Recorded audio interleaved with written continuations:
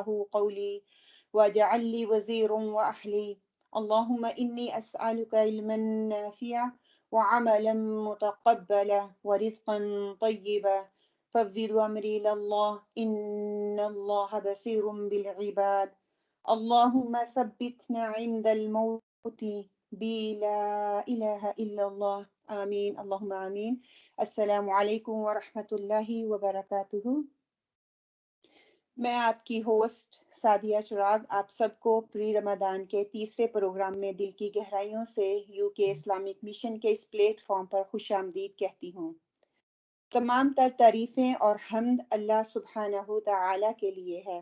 ہم اسی سے مدد چاہتے ہیں اور اسی سے معافی مانگتے ہیں اور توبہ کے لیے اسی کے پاس لوٹتے ہیں. اور یہ اللہ تعالیٰ کی کمزور انسانوں پر رحمت ہے کہ اللہ سبحانہ و تعالیٰ نے انسانوں کے لیے توبہ کا دروازہ کھلا رکھا ہے اور انسانوں کو اپنی رحمت اپنی طرف رجوع اور انابت کرنے کا حکم دے دیا. اور اگر ایسا نہ ہوتا تو انسان کے لیے بہت مشقت والی بات ہوتی، کیونکہ انسان اللہ تعالیٰ کا قرب حاصل کرنے سے ہمیشہ قاصر رہتا. انسان اللہ تعالیٰ سے حصول معافی اور مغفرت کے لیے مایوس ہو جاتا. اس لیے توبہ تو بشریت میں پائے جانے والے نقص اور انسانیت میں پائی جانے والی کمی کوتاہی کا لازمی تقاضا ہے.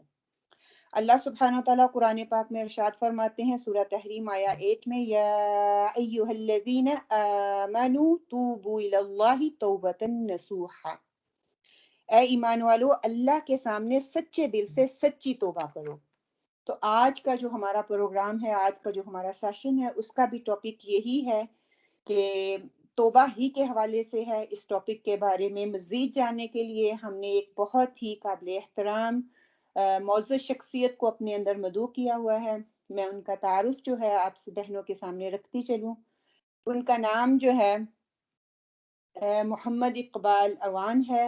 لوٹن کی جامعہ مسجد میں امام اور خطیب کی ذمہ داریاں نبھا رہے ہیں. سابقہ مرکزی لیول پر جوائنٹ سیکرٹری اور ناظم رہ چکے ہیں اور سابقہ ایڈیٹر بھی ہیں اور علماء کونسل کے سابقہ سیکرٹری بھی رہ چکے ہیں. اس کے ساتھ ساتھ ان کی تصانیف جو ہیں حی علی الفلاح، حی علی الصلاح اور سیام اور رمضان بھی جو ہے انہوں نے وہ لکھی ہوئی ہیں.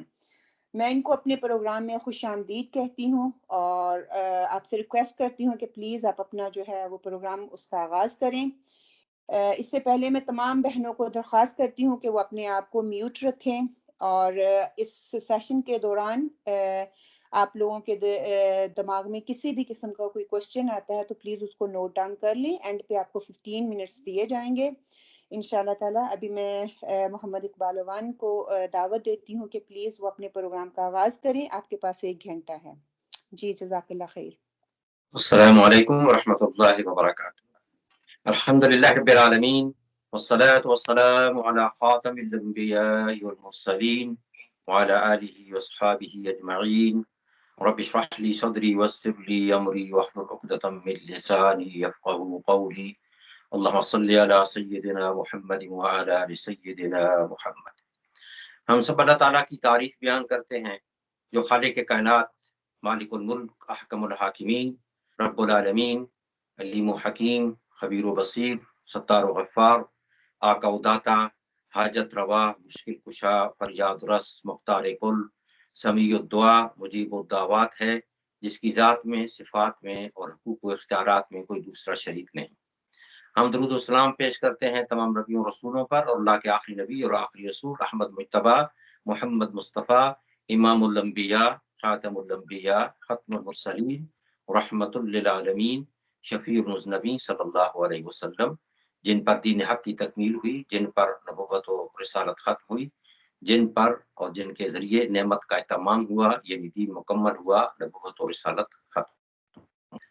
اللہ کی رضا اور خوشنودی صحابہ کرام، خلفاء راشدین، امہات المومنین، اہل بیت، سلف صالحین، امت مسلمہ کے تمام مومنین، مسلمین، متقین، محسنین، صالحین، ہم سب اللہ تعالیٰ کی سلامتی ہوں، رحمتیں ہوں اور برکتیں.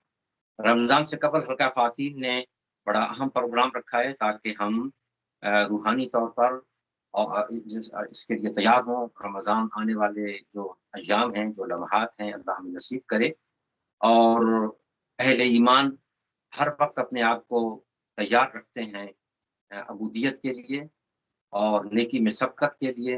اور آج کا جو موضوع ہے وہ تو انتہائی اہم ترین موضوع ہے، توبہ استغفار، اللہ تعالیٰ کی طرف رجوع کرنا، اس سے معافی چاہنا، استغفار چاہنا. اللہ تبارک و تعالیٰ نے سورہ زمر کی آیت 53 میں فرمایا، اعوذ باللہ من الشیطان الرجیم، بسم اللہ الرحمن الرحیم، قل یا عبادی الذین اسرفوا علی انفسهم لا تقنطوا من رحمت اللہ ان اللہ یغفر الذنوب جميعا انہ هو الغفور الرحیم. اے نبی صلی اللہ علیہ وسلم، کہہ دو کہ اے میرے بندو، اے اللہ کے بندو، جنہوں نے اپنی جانوں پر زیادتی کی ہے، اللہ کی رحمت سے مایوس نہ ہو جاؤ. یقیناً اللہ تعالیٰ سارے گناہ معاف فرما دیتا ہے، وہ تو غفور الرحیم ہے، معاف فرمانے والا ہے اور رحم فرمانے والا ہے.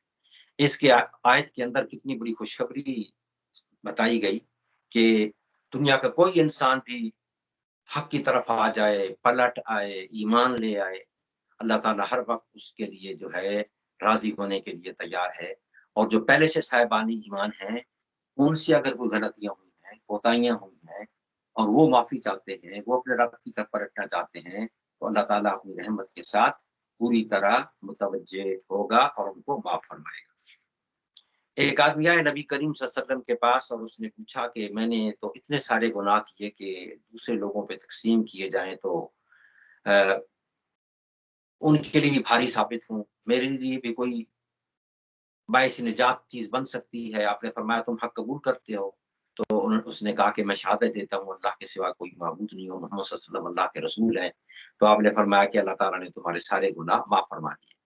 جب نئے آنے والے کو اللہ تعالیٰ معاف کرتا ہے تو جو پہلے سے صاحبان ایمان ہیں ان کے لیے تو یقیناً اللہ تبارک و تعالیٰ کی رحمت کے دروازے ہر وقت کھلے ہوئے ہیں.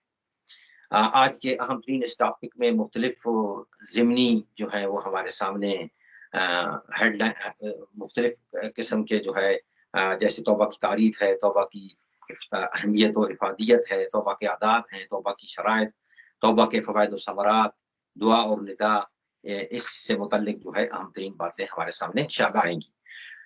توبہ کی تعریف کیا ہے؟ توبہ کے معنی رجوع کرنے اور پلٹنے کے. بندوں کی طرف سے توبہ کے معنی یہ ہے کہ وہ نافرمانی سے باز آ گیا اور طریق بندگی کی طرف پلٹ آیا.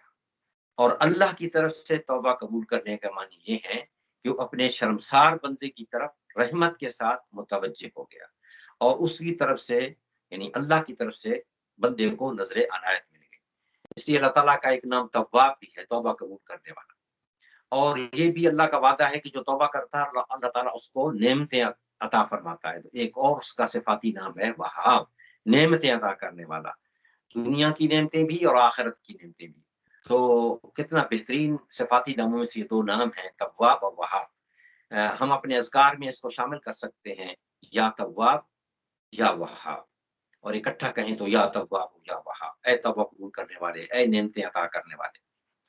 توبہ کی اہمیت و افادیت کے سلسلے میں ہمیں پتہ چلتا ہے سورہ ہود کی آیت 61 میں سمود کی طرف حضرت صالح علیہ السلام جب بھیجے گئے تو انہوں نے اپنی قوم کو سمجھایا کہ اللہ ہی ہے جس نے تم کو زمین سے پیدا کیا اور یہاں تم کو بسایا. پھر وہ کہتے ہیں فاستغفروہ ثم توبوا الیہ ان ربی قریب مجیب. بس تم اس سے معافی چاہو اور اس کی طرف پلٹ آؤ، یقیناً میرا رب قریب ہے اور وہ مجیب ہے، دعاؤں کا جواب دینے والا ہے. لیکن پہلے دلیل دیتے ہیں کہ تمہیں پیدا کس نے کیا؟ اللہ نے پیدا کیا.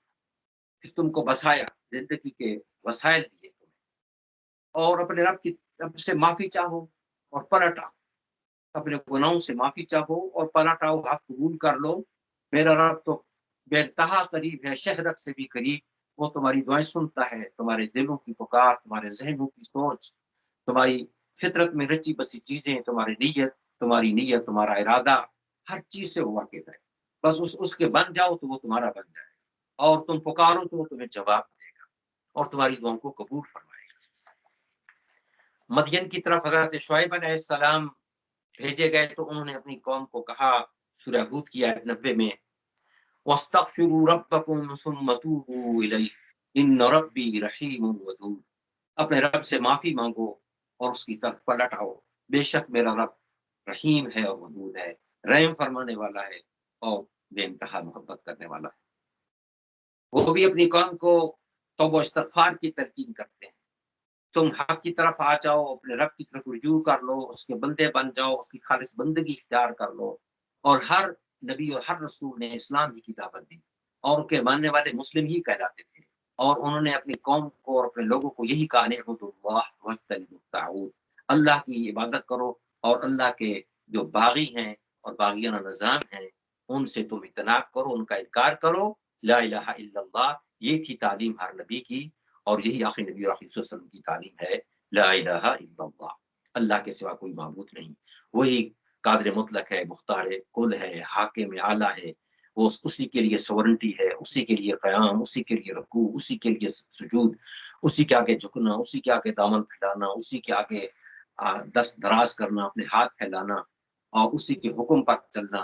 हर नबी और हर रसूल की तालीम इस्लाम ही की तालीम थी, तौहीद ही की तालीम थी और नबी करीम सल्लल्लाहु अलैहि वसल्लम पर ये भी मुकम्मल कर दिया गया। हजरत शुआइब अलैहिस्सलाम जो अल्लाह ताला के सिफाती नाम का जिक्र फरमाते हैं कि वो रहीम है, बड़ा रहम फरमाने वाला है और वदूद है, अपनी मखलूक से मोहब्बत करता है। वो उनको रुसवा नहीं करने चाहता, वो उनको दूर नहीं फेंकना चाहता। बंदे उसके करीब आ जाएं, जिस तरह हदीस में आता है कि तुम चल के आओ, वो दौड़ के आएगा। तो इसी तरह अल्लाह ताला अपनी रहमत के साथ मुतवज्जे होता है।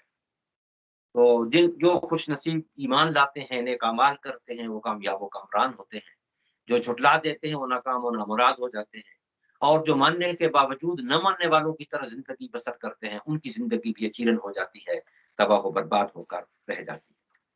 तौबा के सिलसिले में आदाब में हमें जो चंद चीजें अहम चीजें कुरान मजीद से मिलती हैं, चंद अहम तरीन, उनमें से एक सूरह तौबा की आयत 104 में अल्लाह तबारक व तआला ने फरमाया, अलम यअलमू अन्नल्लाह यक़बलु तौबत अन इबादिही व यअखुज़ु सदक़ाति व अन्नल्लाह हुवत तव्वाबुर रहीम।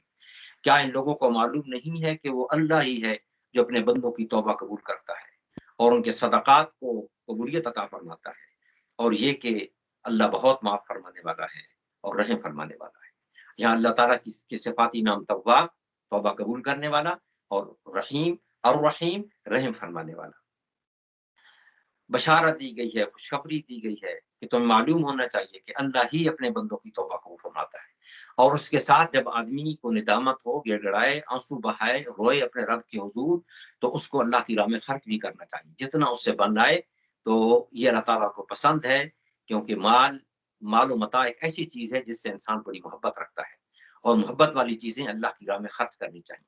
और एक आदमी साबित करता है कि हाँ, मेरे रब ही ने ये नेमतें अता की हैं, उसी के शुक्राने के तौर पे मैं दे रहा हूँ, वही तौबा कबूल फरमाने वाला है, उसी के नाम का मैं नज़राना और शुक्राना दे रहा हूँ, अल्लाह के दीन के लिए, अल्लाह के बंदों की खिदमत के लिए। और सदक़ात ज़ाहिर है कि जो मुस्तहिकीन हैं उन तक देने के लिए, तौबा की कबूलियत के लिए ज़रूरी आदाब में से है कि आदमी अल्लाह की राह में खर्च भी करे। हमें सूरह तौबा ही में आयत 118 में अल्लाह तबारक व तआला ने जो 3 सहाबा कराम की माफ़ी कबूल फरमाई थी, उनके बारे में अल्लाह तबारक व तआला ने फरमाया, वअलस्सलासति अल्लज़ीना खुल्लिफू हत्ता इज़ा ज़ाक़त अलैहिमुल अर्ज़ु बिमा रहबत वज़ाक़त अलैहिम अनफुसुहुम वज़न्नू अल्ला मल्जअ मिनल्लाहि इल्ला इलैहि सुम्मा ताबा अलैहिम लियतूबू इन्नल्लाहा हुवत तव्वाबुर रहीम। और उन तीनों को भी उसने माफ किया, उन तीनों को भी अल्लाह ने माफ फरमाया जिनके मामला को मुलतवी कर दिया गया था। जब जमीन अपनी सारी वसअत के बावजूद उन पर तंग हो गई और उनकी अपनी जानें भी उन पर बार होने लगी, उनकी जानें भी उन पर बोझ महसूस होने लगी, और उन्होंने जान लिया कि अल्लाह से बचने के लिए कोई जाए पनाह खुद अल्लाह ही के दामन रहमत के सिवा नहीं है। तो अल्लाह अपनी मेहरबानी से उनकी तरफ पलटा ताकि वो उसकी तरफ पलट आए। यकीनन वो बड़ा माफ फरमाने वाला है और रहम फरमाने वाला है। यहाँ भी अल्लाह ताला की सिफत तव्वाब और रहीम इस्तेमाल हुई है। वो तौबा कबूल करता है, वो पलटता है अपने बंदे की तरफ रहमत के साथ। حضرت کعب بن مالک رضی اللہ عنہ کا واقعہ آپ نے کئی بار سنا ہوگا، بار بار سنا ہوگا، بار بار پڑھا ہوگا. جتنی بار سنا جائے، جتنی بار پڑھا جائے، ایمان تازہ ہوتا ہے. غزوہ تبوک سخت ترین مارکا تھا، گرمیوں کا موسم تھا، بہت بڑی سپر پاور طاقت سے مسلمانوں کا معاملہ تھا.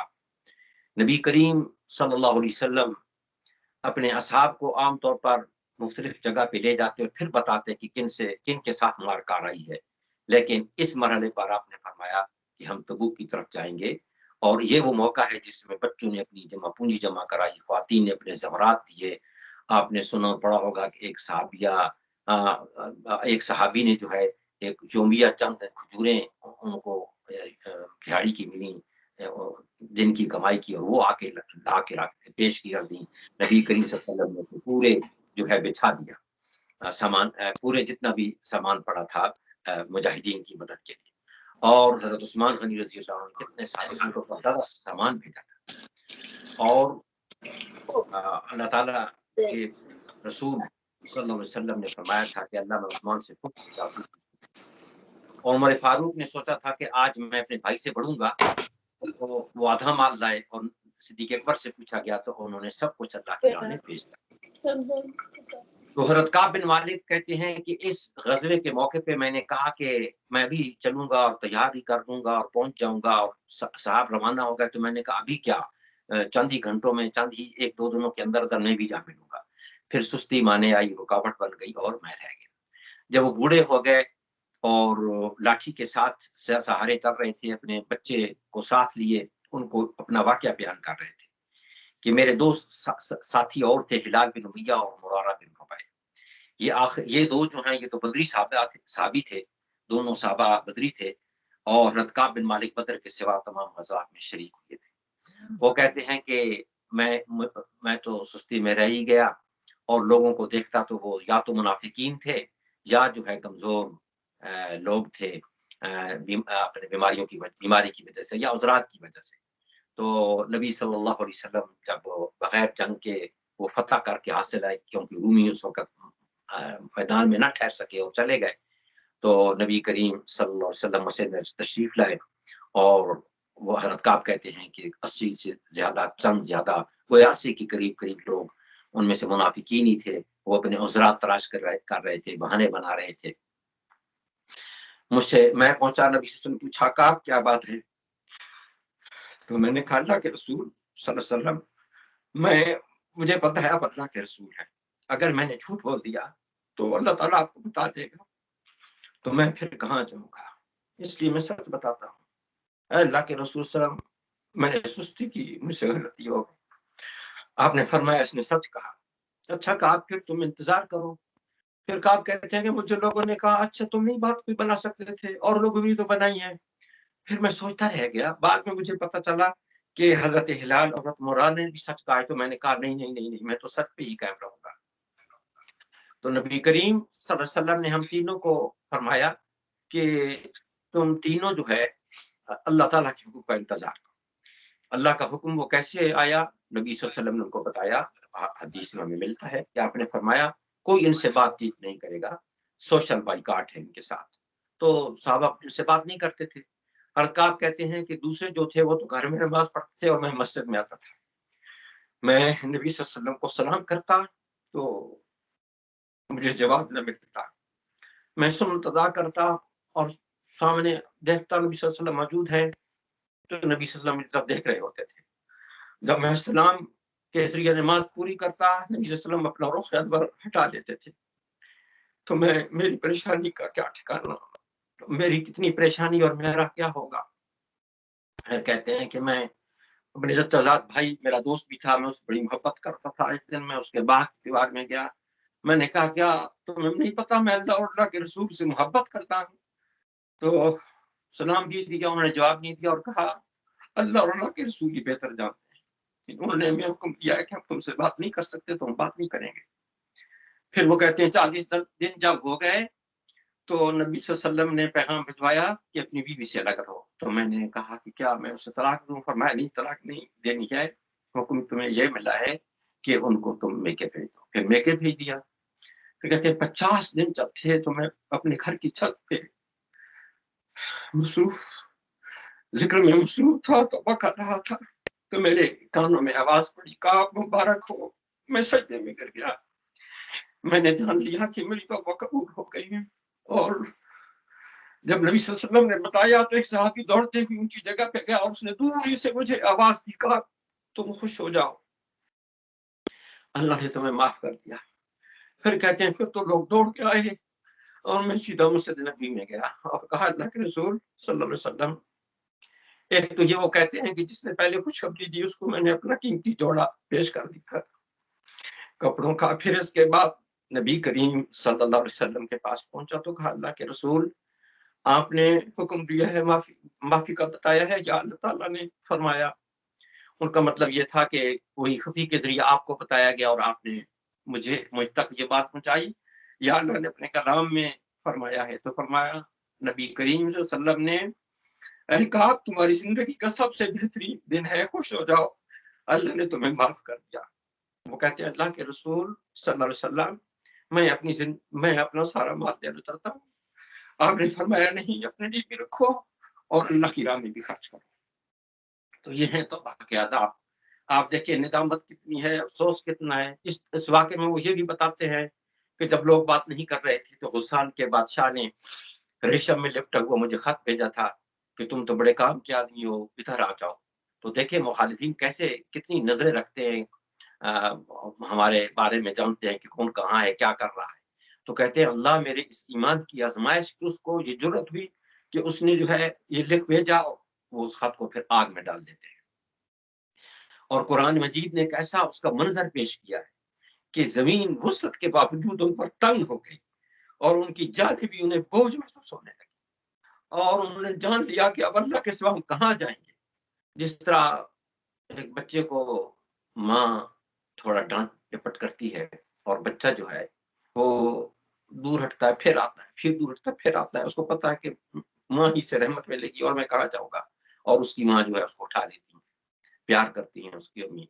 اسی طرح اللہ تعالیٰ اپنے بندے سے راضی بھی ہوتا ہے، متوجہ ہوتا ہے۔ حدیث میں آتا ہے کہ مثال دی گئی کہ ایک شخص اپنی اونٹنی کو لے کے سفر پہ روانہ ہوا، ریگستانی علاقے میں اس نے آرام کرنا چاہا، اور پھر جب جاگا تو دیکھتا ہے کہ اونٹنی تو غائب ہے، اور وہ دوڑتا ہے ادھر ادھر، پھر تھک ہار کے پھر لیٹ جاتا ہے کہ اب گویا میں مر جاؤں گا۔ پھر اس کی آنکھ کھلتی ہے تو دیکھتا ہے کہ اونٹنی تو موجود ہے اور اس کا کھانے پینے کا سامان ہے وہ بھی اسی پہ ہے۔ تو وہ پھر اس کے منہ سے جو ہے عجب الفاظ نکل گئے۔ وہ کہنا تو یہ چاہتا تھا کہ اے اللہ تو میرا رب ہے، میں تیرا بندہ ہوں، اسے الٹ الفاظ نکل گئے۔ تو جتنا وہ بندہ خوش ہوا ہوگا، اللہ تعالیٰ اس سے زیادہ خوش ہوتا ہے کہ اس کا بندہ اس کی طرف پلٹ آئے۔ سبحان اللہ، سبحان اللہ۔ اس کے ساتھ ہمیں جاننا چاہیے کہ توبہ کی شرائط کیا ہیں۔ سورہ تحریم کی آیت 8 میں 8 میں اللہ نے فرمایا یا ایھا الذین آمنوا توبوا الی اللہ توبۃ نصوحا عسى ربکم ان یکفر عنکم سیئاتکم ویدخلکم جنات تجری من تحتها الانہار یوم لا یخزی اللہ النبی والذین آمنوا معه نورهم یسعى بین ایدیہم نورهم يسعى بين أيديهم بأيمانهم يقولون ربنا أتمم لنا نورنا واغفر لنا إنك على كل شيء قدير۔ اے لوگو جو ایمان لائے ہو، اللہ سے توبہ کرو، خالص توبہ، سچی توبہ۔ بعید نہیں کہ اللہ تمہاری برائیاں تم سے درگزر فرما دے اور تمہیں ایسی جنتوں میں داخل کرے جن کے نیچے نہریں بہ رہی ہوں گی۔ یہ وہ دن ہوگا جب اللہ اپنے نبی صلی اللہ علیہ وسلم کو اور ان لوگوں کو جو اللہ کے رسول پر ایمان لائے ہیں رسوا نہیں کرے۔ ان کا نور ان کے آگے آگے اور ان کے دائیں جانب دوڑ رہا ہوگا، اور وہ کہہ رہے ہوں گے ربنا اتمم لنا نورنا واغفر لنا انک علی کل شیء قدیر۔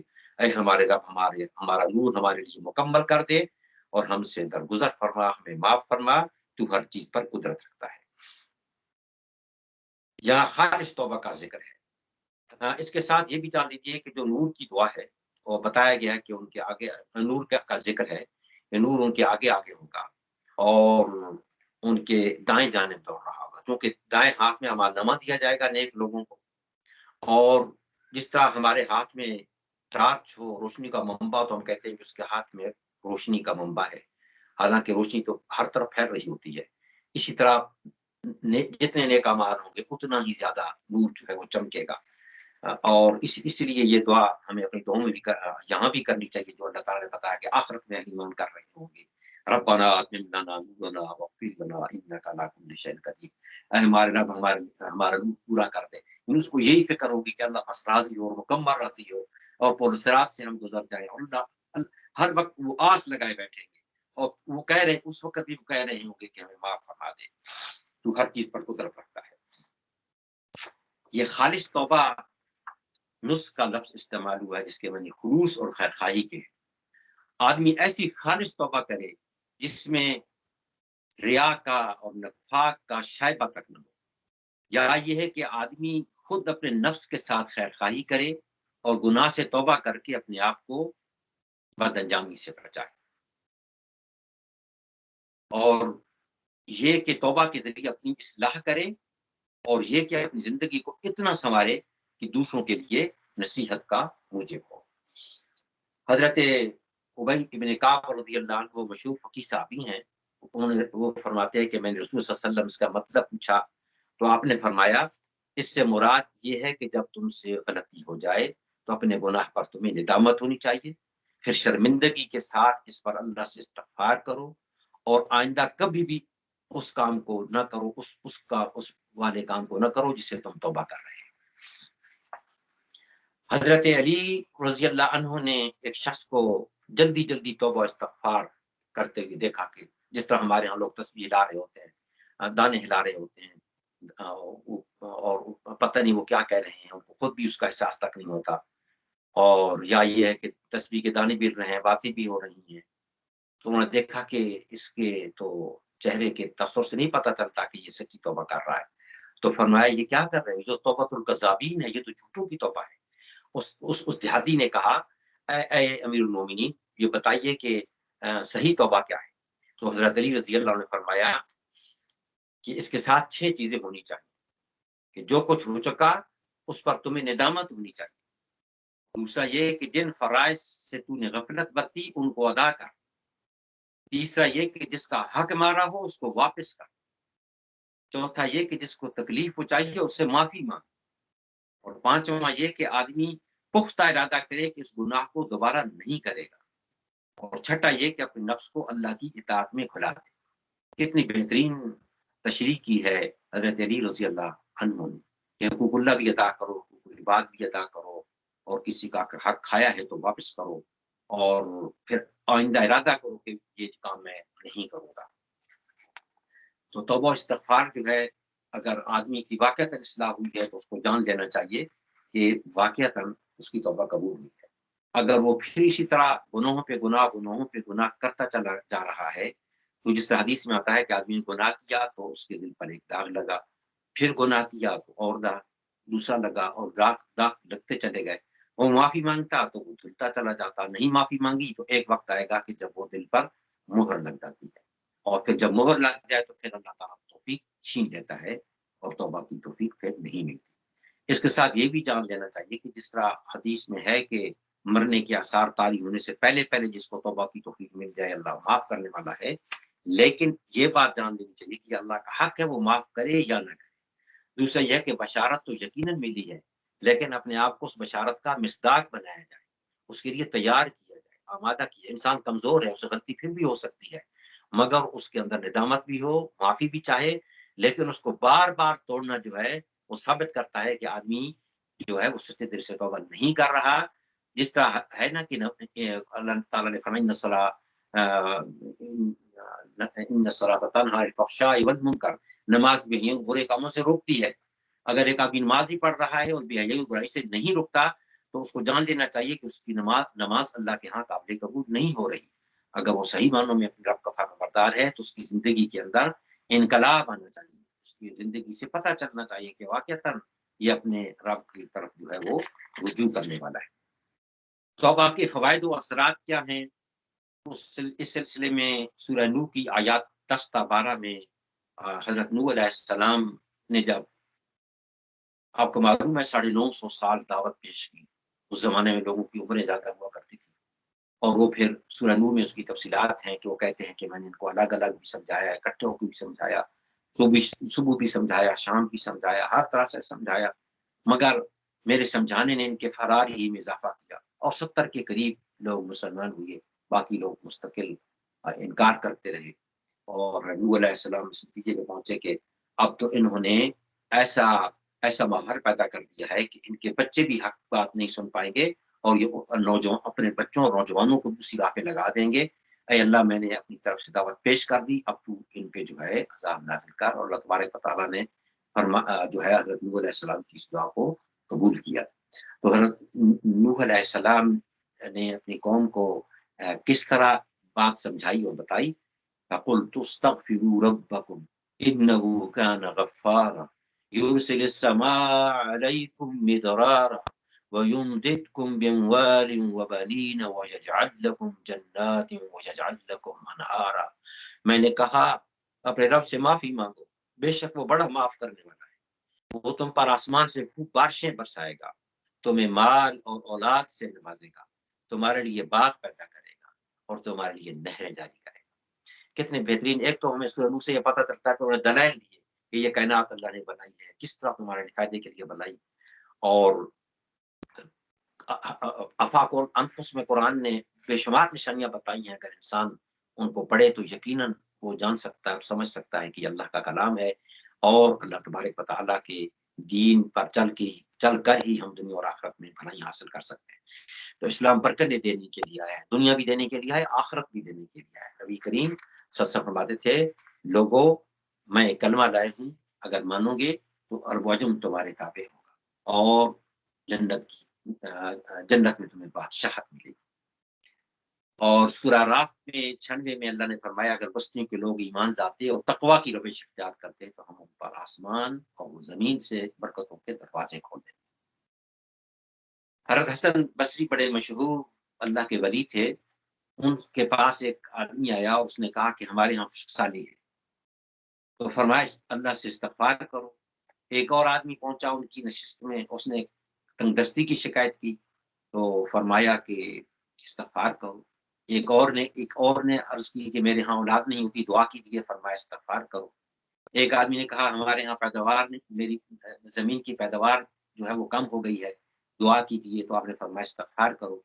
کسی نے پوچھا کہ آپ سب کو ایک ہی علاج بتا رہے ہیں، تو انہوں نے سورہ نوح کی یا یاد سنائی، جس میں اللہ تبارک و تعالیٰ نے ذکر فرمایا ہے کہ نوح علیہ السلام نے کس طرح اپنے قوم کو سمجھایا، جو تم پر آسمان سے بارشیں برسائے گا، تمہیں مال اور اولاد سے نوازے گا، تمہارے لیے باغ پیدا کرے گا۔ تو یہ رزق کے دروازے، یہ رحمتیں، یہ برکتیں، یہ اسلام کے ذریعے ہیں۔ اسلام دنیا اور آخرت دونوں کی نعمتیں دینے آیا ہے۔ اگر ہم صحیح معنوں میں اسلام کا پیغام انسانیت تک پہنچائیں تو لوگ جان جائیں گے کہ واقعی یہ امن کا پیغام ہے، یہ سلامتی کا پیغام ہے، یہ عزت کا پیغام ہے، یہ عظمت کا پیغام ہے، یہ دنیا اور آخرت کی نعمتیں دینے کے لیے آیا ہے۔ آج کی طرف حضرت ہود علیہ السلام بھیجے گئے، سورہ ہود کی آیت 52 میں ہے کہ انہوں نے فرمایا وَيَا قَوْمِ اسْتَغْفِرُوا رَبَّكُمْ ثُمَّ تُوبُوا إِلَيْهِ يُرْسِلِ السَّمَاءَ عَلَيْكُمْ مِدْرَارًا وَيَا قَوْمِ اسْتَغْفِرُوا رَبَّكُمْ ثُمَّ تُوبُوا إِلَيْهِ يُرْسِلِ السَّمَاءَ عَلَيْكُمْ مِدْرَارًا وَيَزِدْكُمْ قُوَّةً إِلَىٰ قُوَّتِكُمْ۔ اے میری قوم کے لوگوں، اپنے رب سے معافی چاہو، پھر اس کی طرف پلٹو، رجوع کرو، وہ تم پر آسمان کے دروازے کھول دے گا اور تمہاری موجودہ قوت پر مزید قوت کا اضافہ فرمائے گا۔ تو یہ ہے کہ دنیا میں بھی نعمتیں ملتی ہیں اور آخرت میں بھی انعامات ملتے ہیں اگر اللہ کے دین پر عمل کیا جائے۔ اس لیے عام طور پہ میں اپنے خطابات میں لوگوں کو کہتا ہوں کہ انسانوں کے سامنے یہ بات رکھی جائے کہ اگر تمہیں امن چاہیے تو ایمان لاؤ، اور سلامتی چاہیے تو اسلام قبول کرو۔ تو اسلام امن و سلامتی کا پیغام لے کر آیا ہے انسانیت کے لیے، جامع اور اکمل نظام ہے، یہ رحمت للعالمین صلی اللہ علیہ وسلم کے ذریعہ عطا ہوا ہے، نظام رحمت۔ سورہ ہود کی آیت 61 میں حضرت صالح علیہ السلام اپنی قوم سمود کی طرف بھیجے گئے، تو اللہ تبارک و تعالیٰ نے اس کا ذکر فرمایا وَإِلَىٰ ثَمُودَ أَخَاهُمْ صَالِحًا قال या قوम اعبدوا الله ما لكم من إله غيره هو أنشأكم من الأرض واستأمركم فيها فاستغفروه ثم توبوا إليه إن ربي قريب مجيب. اور سمود کی طرف ہم نے ان کے بھائی صالح کو بھیجا. صالح علیہ السلام نے فرمایا اے میری قوم کے لوگوں، اللہ کی بندگی کرو، اس کے سوا تمہارا کوئی الہ نہیں، اس کے سوا کوئی معبود نہیں، وہی ہے جس نے تم کو زمین سے پیدا کیا اور یہاں تم کو بسایا ہے، یہاں تم کو بسایا، لہٰذا تم اس سے معافی چاہو اور اس کی طرف پلٹ آؤ، یقین میرا رب قریب ہے اور مجیب ہے. سبحان اللہ، کیا شان ہے اللہ وحدہ لا شریک کی کہ وہ پوری کائنات کو دیکھ رہا ہے، حاضر و ناظر ہے اور اپنے بندوں کے قریب ہے اور جواب دینے والا ہے، سننے والا ہے اور جواب دینے والا ہے، دعاؤں کا سننے والا ہے اور دعاؤں کو قبول کرنے والا ہے. حضرت صالح علیہ السلام بھی دلیل دیتے ہیں کہ تمہیں اللہ نے جو ہے پیدا کیا اور یہاں تم کو بسایا ہے، تو تم اپنے رب ہی کی فرما برداری اختیار کرو، معافی چاہو اور پلٹ آؤ. حضرت شعیب علیہ السلام نے اپنی قوم سے فرمایا، سورہ ہود کی آیت 90 میں ارشاد ہے وَاسْتَغْفِرُوا رَبَّكُمْ ثُمَّ تُوبُوا إِلَيْهِ إِنَّ رَبِّي رَحِيمٌ وَدُودٌ. اب رب سے معافی مانگو اور اسی طرف پلٹ آؤ، بے شک میرا رب رحیم ہے اور ودود ہے، رحم فرمانے والا ہے اور محبت کرنے والا ہے. تو یہاں بھی وہ استغفار کی تلقین کرتے ہیں اور توبہ کی، کہ آدمی اپنے رب سے مغفرت چاہے، تائب ہو جائے، پلٹ آئے، تو اللہ تعالیٰ بہت ہی رحم فرمانے والا ہے اور محبت کرنے والا ہے اپنی مخلوق سے. حدیث ہے، نبی کریم صلی اللہ علیہ وسلم نے فرمایا التائب من الذنب کمن لا ذنب لہ، گناہ سے توبہ کرنے والا ایسا ہے جیسے اس نے گناہ کیا ہی نہیں. سبحان اللہ، کتنی بڑی جو ہے بشارت ہے کہ آدمی معافی مانگتا ہے اس کے گناہ معاف کر دیے جاتے ہیں. جس طرح قرآن بھی کہتا ہے کہ نیکیاں جو ہیں وہ برائیوں کو مٹا دیتی ہیں. تو اللہ تبارک و تعالیٰ کے فرشتے لکھ دیتے ہیں کہ یہ وہ شخص ہے جس نے اپنے گناہوں سے معافی مانگی ہے. تو گناہوں سے معافی مانگنے والے ایسا ہے جیسے اس نے کیا ہی نہیں. موتی سمجھ کے شان کریمی نے چون لیے، قطرے تھے جو میرے اب کے انفعال کے، ندامت کے جو میں نے آنسو بہائے تو اللہ کو پسند آ گئے اور اللہ نے جو ہے مجھے بخش دیا. جس حدیث میں ہے کہ جو اللہ کے خوف سے رو پڑے آنکھ، اللہ اس کو معاف فرمانے والا ہے. تو جو دل کی گہرائیوں کے ساتھ ایمان کی ہلاوت، آدمی ہلاوت محسوس کرتا ہے اور دل اس کا رب کے حضور جھکتا ہے، آنکھوں سے آنسو آتے ہیں اور اللہ تعالیٰ کو یہ ادا پسند آ جاتی ہے اور اللہ تعالیٰ اپنے بندے کو جو ہے معاف کر دیتا ہے. اسی طرح ایک اور حدیث میں ان اللہ یقبل توبۃ العبد ما لم یغرغر، اللہ اپنے بندے کی توبہ اس وقت قبول فرماتا ہے جب تک کہ موت کے آثار دکھائی نہ دینے لگے. تو لیکن جہاں یہ خوشخبری ہے وہاں آدمی کو اس پہ نہیں رہ جانا چاہیے کہ ابھی تو میری عمر اتنی ہے اور پھر یہ اور پھر دیکھا جائے گا اور بعد میں معافی مانگ لوں گا. کس کو کیا پتہ کسی وقت بھی اس کا بلاوا آ جائے. اس لیے سچے دل سے توبہ و استغفار کرتے رہنا چاہیے. مسلم شریف میں حدیث ہے، نبی کریم سے فرمایا قال رسول اللہ صلی اللہ علیہ وسلم یا ایھا الناس توبوا الی اللہ فانی اتوب الیہ فی اليوم 100 مرہ. مسلم میں یہ حدیث آئی ہے، نبی کریم سے فرمایا کہ لوگوں اللہ سے توبہ کرو، میں خود دن میں 100 مرتبہ اس کے حضور توبہ کرتا ہوں. کئی حدیث میں ہے 70 مرتبہ، کئی میں ہے 100 مرتبہ. اور ویسے جس طرح ہم کہتے ہیں نا 10 مرتبہ بات کہی گئی، 20 دفعہ سمجھائی گئی ہے، تو اس سے 100 مرتبہ گنی ہوئی بھی شمار ہے. یہ بات بھی بالکل ٹھیک ہے اور بار بار استغفار بھی ہے. استغفر اللہ استغفر اللہ استغفر اللہ بار بار کرنا چاہیے کہ میں ادا کیا کر رہا ہوں، میں کیا رہا ہوں، میں کیسے اپنے رب سے معافی مانگ رہا ہوں. اسی طرح حدیث میں استغفار سکھایا گیا استغفر اللہ الذی لا الہ الا هو الحی القیوم واتوب الیہ، میں اس اللہ سے معافی اور بخشش کا طلبگار ہوں جو حی و قیوم ہے اور اس کے حضور توبہ کرتا.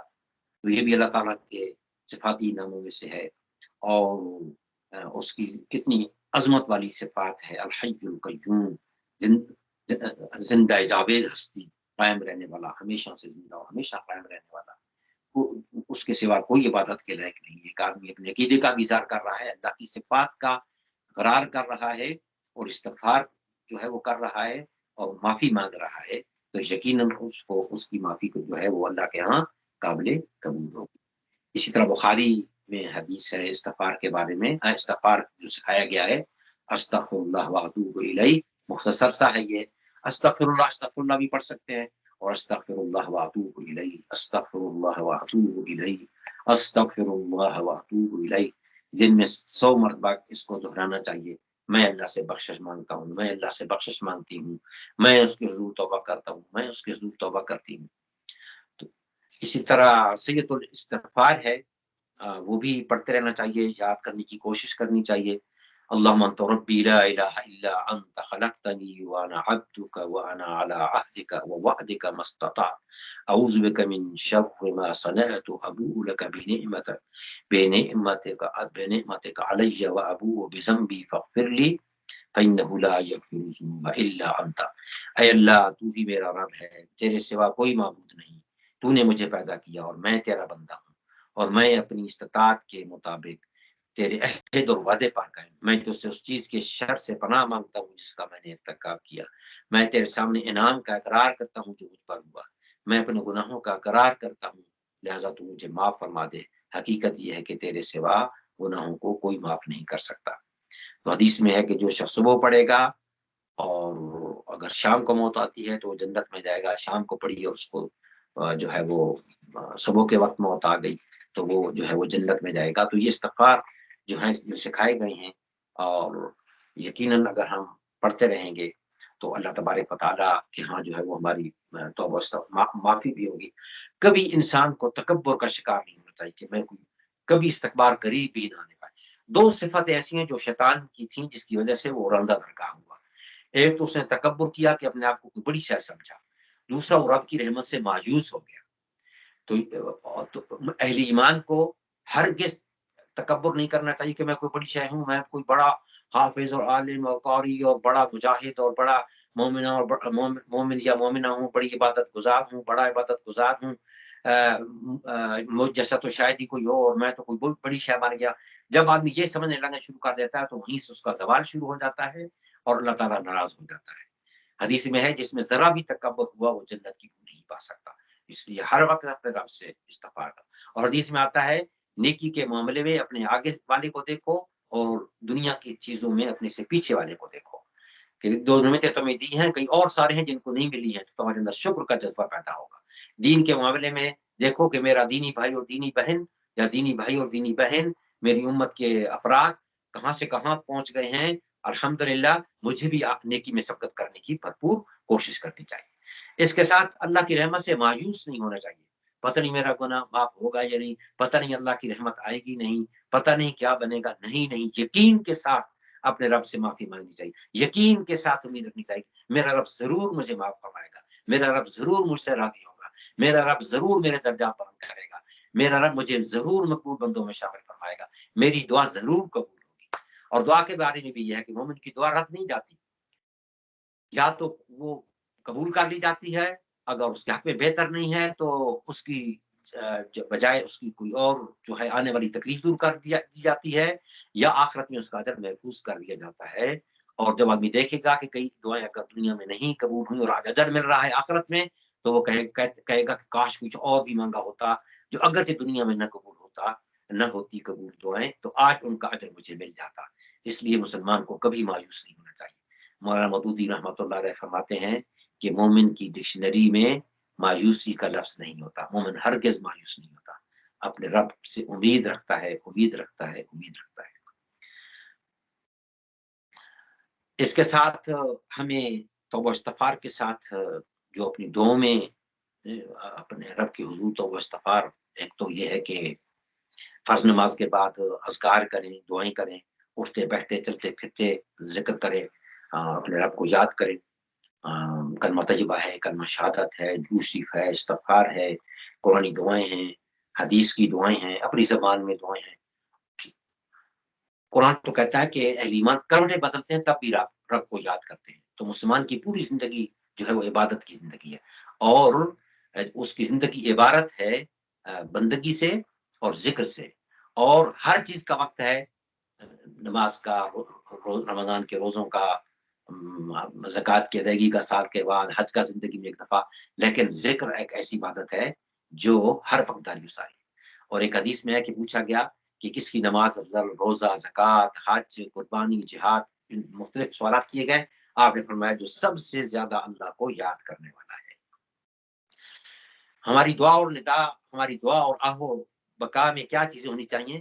پہلے تو اللہ کی تعریف بیان کرنی چاہیے، نبی کریم صلی اللہ علیہ وسلم پہ درود و سلام بھیجنا چاہیے، الحمدللہ رب العالمین والصلاة والسلام علی خاتم الانبیاء والمرسلین، یا ہم کہتے ہیں الحمدللہ رب العالمین والصلاة والسلام علی رسولہ الامین۔ اس کے بعد قرآن مجید میں سے دعائیں یاد کریں، حدیث میں سے دعائیں پڑھیں، اپنی زبان میں دعائیں کریں، اپنے لیے، اپنے والدین کے لیے، اپنے ازواج میاں بیوی ایک دوسرے کے لیے، اولاد کے لیے، رشتہ دار اور قرابت داروں کے لیے، احباب کے لیے، دینی بھائی بہنوں اور پوری امت کے سب کے لیے، اور دنیا اور آخرت کی بھلائیوں کے حصول کے لیے دعائیں مانگنی چاہیے۔ آخر میں پھر درود و سلام اور رب العالمین کی تعریف بیان کی جانی چاہیے۔ سبحان ربک رب العزت عما یصفون وسلام علی المرسلین والحمد للہ رب العالمین۔ اس پروگرام کے آخری حصے میں چند دعاؤں کا میں آپ کے سامنے جو ہے وہ شیئر کر رہا ہوں۔ توبہ استغفار سے متعلق چند اہم ترین دعائیں۔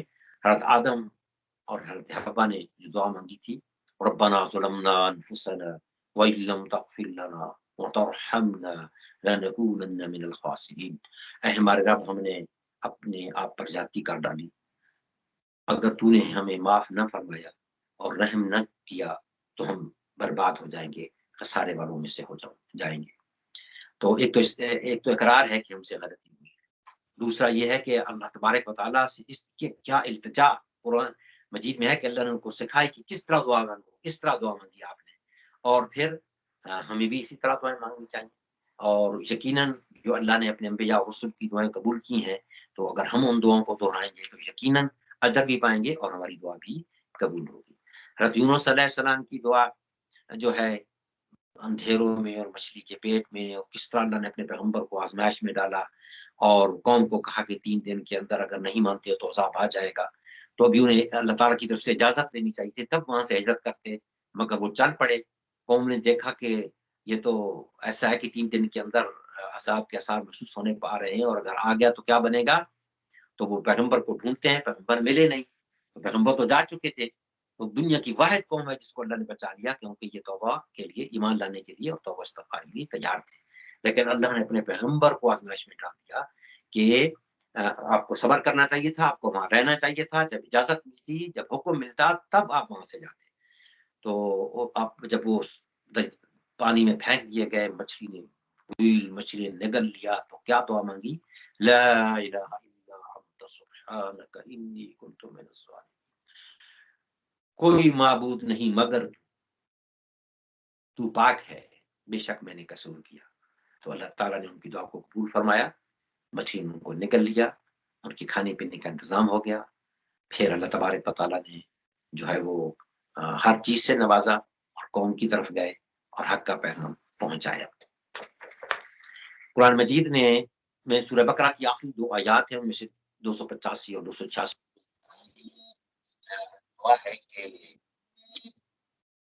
سمعنا واطعنا غفرانک ربنا والیک المصیر، ہم نے سنا اور اطاعت قبول کی، اور اے ہمارے رب ہم تجھ سے خطا بخشی کے طلبگار ہیں، اور ہمیں تیری ہی طرف پلٹنا ہے۔ یہ ہے اہل ایمان کا کام، ہم نے سنا ہے، ایمان کی دعوت کو سننا، ہم نے اطاعت کی، اسلام قبول کیا، ہم اے رب کریم ہم سے جو لفظیں، جو کوتاہیاں، جو سستی، جو کاہلی، جو ہر طرح کی کوئی بھی چھوٹی ہو یا بڑی غلطی ہو گئی، اے اللہ تو معاف کر دے، اور ہمیں جانا تیرے پاس ہی ہے، تو آخرت کی فکر کہ وہاں کیا ہوگا، اے کریم ہمیں معاف فرما۔ اس طرح سورہ آل عمران کی آیت 193 میں دعا ہے اہل ایمان کی، ربنا فاغفر لنا ذنوبنا وکفر عنا سیئاتنا وتوفنا مع الابرار، اے ہمارے رب جو قصور ہم سے ہوئی ہیں ان سے درگزر فرما، اور جو برائیاں ہم میں ہیں انہیں دور فرما، اور ہمارا خاتمہ ابرار کے ساتھ کر، نیکوکار لوگوں کے ساتھ کر۔ یہ ہے اپنی امت سے جوڑ کر رہنا، اپنی دینی تحریک کے ساتھ وابستہ رہنا۔ تحریک بھی کس لیے ہے، اللہ کے دین کی تبلیغ کے لیے، اقامت کے لیے، انسانیت کی خدمت کے لیے، تو پوری امت کی فکر کرنا اور پوری امت سے جڑے رہنا، اور امت کو اتحاد کی دعوت دینا، اور اللہ کے دین کی تفہیم میں، سمجھانے میں، سمجھنے میں، عمل کرنے میں، قائم کرنے میں، دعوت دینے میں، پہنچانے میں، غالب کرنے میں، اس کی کوشش کرتے رہنا، اور ابرار کے ساتھ رہنا، دنیا میں بھی اور آخرت میں بھی اللہ تعالیٰ نیکوکاروں کے ساتھ رکھے۔ حضرت یوسف علیہ السلام کو اللہ نے حسین بنایا تھا، ان کی دعا بھی کتنی حسین ہے. فاطر السماوات والارض انت ولی فی الدنیا والآخرہ توفنی مسلم والحقنی بالصالحین. اے آسمان و زمین کے بنانے والے، تو ہی میرا ولی و مددگار ہے دنیا میں بھی اور آخرت میں بھی. مجھے موت آئے تو مسلمان کی حیثیت سے، اور میں صالحین کے ساتھ اٹھایا جاؤں. اللہ اکبر، آخرت میں میرا شمار صالحین کے ساتھ ہو. ابھی سورہ تحریم میں جو آیت دعا آپ نے سنی تھی، اس میں ربنا اتمم لنا نورنا واغفر لنا انک علی کل شیء قدیر. اے ہمارے رب، ہمارے نور کو پورا فرما اور ہمیں معاف فرما، تو بے شک ہر چیز پر قدرت رکھتا ہے. نبی کریم صلی اللہ علیہ وسلم جو بہت زیادہ دعا مانگا کرتے تھے وہ ہے ربنا آتنا فی الدنیا حسنۃ وفی الآخرۃ حسنۃ وقنا عذاب النار. یہ جامع ترین دعا ہے. اے ہمارے رب، ہمیں دنیا میں بھی بھلائی دے اور آخرت میں بھی بھلائی دے اور آگ کے عذاب سے بچا. اور ان دعاؤں کے سلسلے کے آخری حصے میں سے نبی کریم صلی اللہ علیہ وسلم کو جو حکم ملا دعا کا، وقر رب اغفر، اور کہیں تو اس دعا کو جب ہم پڑھیں گے تو ہم پڑھیں گے رب اغفر وارحم وانت خیر الراحمین. سورہ مومنون کی آخری آیت ہے 118، میرے رب معاف فرما، رحم فرما اور تو خیر الراحمین ہے. تو اللہ تعالیٰ معاف بھی فرمائے اور رحم بھی فرمائے، یہ ہے دعاؤں کی کا نچوڑ. اب آخری ایک دعا حدیث میں سے میں پڑھتا ہوں اور اس کے بعد پھر جو چند 8-10 منٹ ہے اس میں آخری حصہ انشاءاللہ اس کی طرف آؤں گا. ایک اور مصنون دعا ہے، اللہم اغفر لی ذنبی ووسع لی فی داری وبارک لی فیما رزقتنی. اے اللہ میرے گناہ معاف فرما، میرے لیے میرے گھر میں وسعت عطا فرما، اور جو تو نے مجھے رزق دیا ہے اس میں برکت دے. تو کتنی ہے کہ معاف بھی کر دیا جاؤ، جتنا جیسا بھی گھر ہے اس میں مجھے وسعت محسوس ہو. کئی لوگوں کا چھوٹا گھر ہے تو ان کو اطمینان ہوتا ہے، کئی لوگوں کے بڑے گھر ہیں ان کو سکون نہیں ملتا. اور رزق میں بھی برکت ہے، کئی لوگوں کے پاس بہت کچھ ہوتا ہے انہیں سکون نہیں ملتا، اور کئی لوگوں کے پاس تھوڑا ہوتا ہے مگر اس میں اللہ برکت دے دیتا ہے. اس لیے رزق حلال دعاؤں کی قبولیت کے لیے سب سے ضروری ہے کہ رزق حلال اختیار کیا جائے. اولادوں کو نیک بنانے کے لیے ضروری ہے کہ ان کی ایمانی تربیت کی جائے، ان کو رزق حلال دیا جائے، رزق حلال کی تربیت کی جائے، اور ان کو قرآنی اور نبوی دعائیں سکھائی جائیں، ان کو نماز کا پابند بنایا جائے، اور دعائیں مانگنی چاہیے ربنا هب لنا من ازواجنا وذرياتنا قرة اعين واجعلنا للمتقين اماما. اے اللہ ہمارے ازواج سے، میاں بیوی سے ایک دوسرے کو جو ہے آنکھوں کی ٹھنڈک پہنچا، اولاد سے آنکھوں کی ٹھنڈک، اور ہمیں جو ہے تقوی میں سبقت کرنے والا بنا. ہم متقین کے امام بنے، مراد یہ ہے کہ تقوی میں سبقت کرنے والے بن جائیں. سبحان اللہ. آخری حصے میں یہ کہنا چاہوں گا کہ ہماری جو مسلمانوں کی انفرادی اور اجتماعی حالت ہے، اخلاقی لحاظ سے، معاشرتی لحاظ سے، معاشی لحاظ سے، سیاسی لحاظ سے وہ بہت ہی ابتر ہے، بہت ہی ناگفتبے ہے. اب کیسے بیان کریں، ہم خود اس کو محسوس کر سکتے ہیں. اخلاقی حالت سے دیکھیں تو لوگ باتوں باتوں میں گالیاں دے رہے ہوتے ہیں، جھوٹ بول رہے ہوتے ہیں. معاشی لحاظ سے دیکھیں تو مسلمان دنیا میں سب نعمتوں کے باوجود مسلمان مالک کے پاس خزانے ہیں، مگر وہ بھوک ہے، سودی نظام نے ان کی کمر توڑی ہوئی ہے، اور اللہ کی نافرمانی کی وجہ سے برکت اٹھا دی گئی ہے اور وہ دوسروں کے محتاج بنے پھرتے ہیں. معاشرتی لحاظ سے دیکھیں تو مسلمانوں کے اندر اسلامی تحریکیں کامیابی حاصل نہیں کر پا رہی ہیں، لوگ ان کا ساتھ نہیں دے رہے ہیں. اگرچہ ہمارے اندر بھی کمزوری ہو سکتی ہے کہ ہم بطور بہترین انداز میں شاید اس کا حق ادا نہیں کر پا رہے ہیں، لیکن ہماری سوسائٹی کو آپ دیکھیں کہ نماز با جماعت ادا کرنے والے کتنے ہیں، اور نیکی کا ساتھ دینے والے کتنے ہیں، اور قرآن کے دروس کے حلقے میں کتنے لوگ آنے والے ہیں، اور کتنا اسلامی تحریک کے ساتھ جڑنے والے ہیں.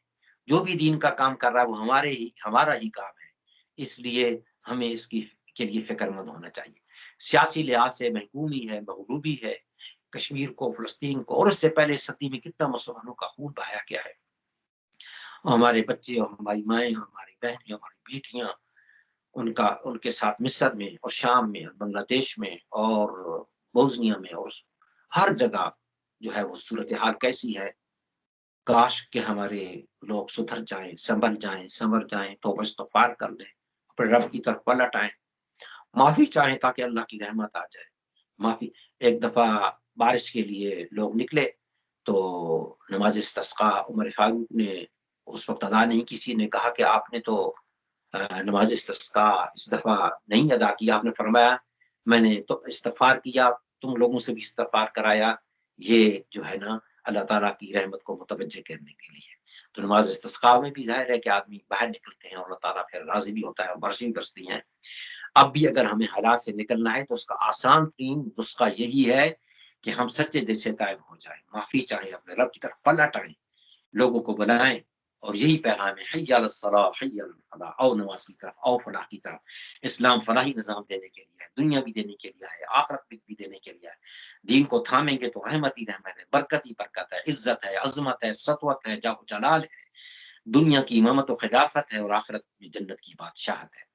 تو سورہ عصر کی روشنی میں ہم ان تمام حالات کا اگر جائزہ لیں تو ہم اپنی اصلاح کر سکتے ہیں۔ اللہ تبارک و تعالی نے فرمایا اعوذ باللہ من الشیطان الرجیم بسم اللہ الرحمن الرحیم والعصر ان الانسان لفی خسر الا الذین آمنوا وعملوا الصالحات وتواصوا بالحق وتواصوا بالصبر۔ زمانے کی شہادت، زمانے کی گواہی، انسان دراصل خسارے میں ہے سوائے ان لوگوں کے جو ایمان لائے، نیک اعمال کرتے رہے، ایک دوسرے کو حق کی تلقین اور صبر کی نصیحت کرتے رہے۔ تو یہ نجات اور خسران کا 4 نکاتی پروگرام ہے، خسارے سے بچنے کا 4 نکاتی پروگرام، اور اگر پازیٹو بیان کریں تو ہم کہیں گے فلاح انسانیت کا 4 نکاتی پروگرام۔ انسانوں کو فلاح چاہیے، کامیابی چاہیے دنیا اور آخرت کی، تو یہ 4 نکات قرآن نے پیش کیے ہیں۔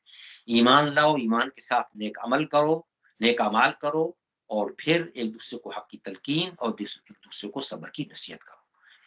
ایمان کیا ہے؟ توحید ربانی پر صحیح طریقے سے ایمان، اللہ کے آخری نبی اور آخری رسول صلی اللہ علیہ وسلم پر ایمان، ان کی حدیث سنت کو، ان کے اسوہ حسنہ کو اپنا لینا۔ ایمان آخرت پر یقین کامل کی آخرت کی تیاری اس دنیا میں کرنی ہے۔ جب ایمان لایا ہے تو نیک اعمال اختیار کرنے ہیں۔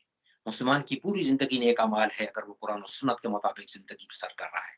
اس کا اٹھنا بیٹھنا، کھانا پینا، اوڑھنا بچھونا، رہنا سہنا، ان کی معاشرت، ان کی معیشت، ان کا کلچر، ان کی تہذیب، ان کا سارے معاملات عبادت ہیں اگر جو ہے وہ شریعت کے مطابق ہے۔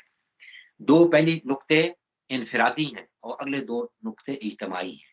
ہر آدمی ایمان لائے اور نیک عمل کرے، لیکن اس کے ساتھ اس فرد مومن، اس مرد مومن کو، اس مومنہ کو کیا کرنا ہے؟